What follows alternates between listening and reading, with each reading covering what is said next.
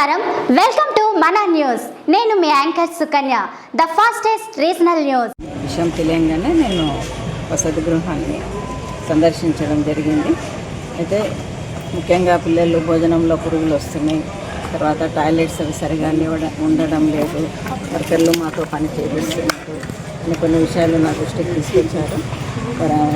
HW గారు కూడా వాళ్ళపైన సరిగ్గా ఆజమాయిషీ లేదు అనేది ఏ సమస్య చెప్పినా వాళ్ళపైన కేర్లెస్గా ఉంది, వాటిని పట్టించుకోవడం లేదని నా దృష్టికి తీసుకుని వచ్చారు. విషయాలన్నీ కూడా ముందు తిరగకుండా తెలిసి నేను ఇందాకనే వాళ్ళందరి దగ్గర మాట్లాడటం జరిగింది. వర్కర్లందరూ మరియు పిల్లలంతా కూడా వాళ్ళు రిటర్న్గా రాసుకోవడం జరిగింది. దీన్ని డ్యూటీలో ఎవరైనా బాధ్యతారహితంగా ప్రవర్తించుంటే వారిపైన నేను చర్య తీసుకుంటాను. కలెక్టర్ గారి దృష్టికి తీసుకొని వచ్చి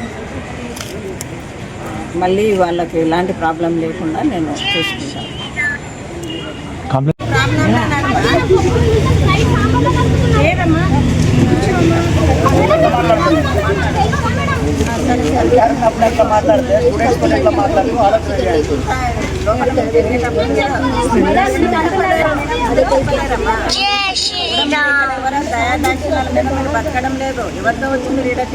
విద్యార్థులను భయపడించి ఇంటి పేరు